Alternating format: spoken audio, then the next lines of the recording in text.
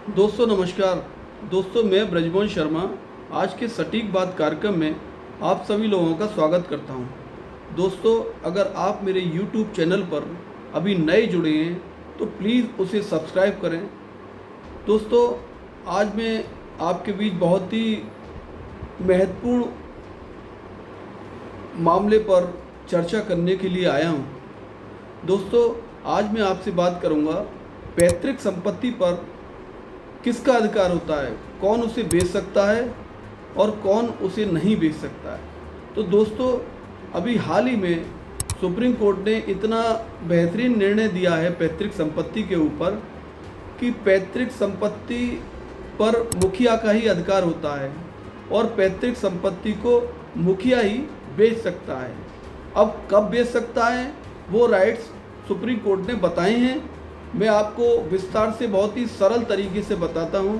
अगर उसकी प्रॉपर्टी पर किसी प्रकार का कर्जा हो, अगर वह मुकदमा लड़ रहा है, मुकदमे में उसे खर्चा चाहिए, तो वह अपनी पैतृक संपत्ति को बेच सकता है और परिवार के भरण पोषण के लिए भी बेच सकता है और अपनी पुत्री की शादी करने के लिए, पौत्र की शादी करने के लिए, पुत्र की शादी करने के लिए वो पैतृक संपत्ति को बेच सकता है। सुप्रीम कोर्ट ने साफ कहा है, क्लियर कहा है।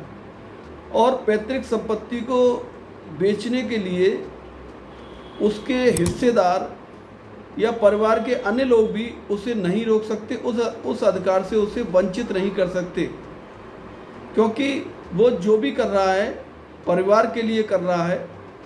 और क्लियर सुप्रीम कोर्ट ने कहा है कि पैतृक संपत्ति को अगर ज़रूरत पड़े तो मॉर्गेज भी कर सकता है।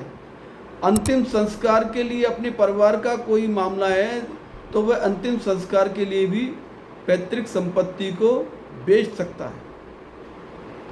पैतृक संपत्ति का मामला पूरी तरह से कोर्ट ने क्लियर कर दिया है और कोर्ट ने इस मामले का जो संज्ञान लिया है वो एक कम से कम 54-55 साल पुराना मामला पंजाब के लुधियाना शहर का है।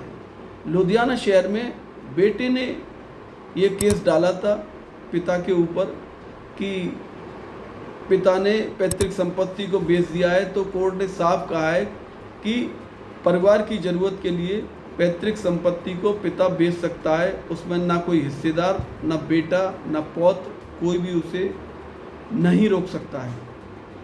ये क्लियर तरीके से समझाया है सुप्रीम कोर्ट ने, पूरी तरह से ये स्पष्ट ऑर्डर कर दिया है।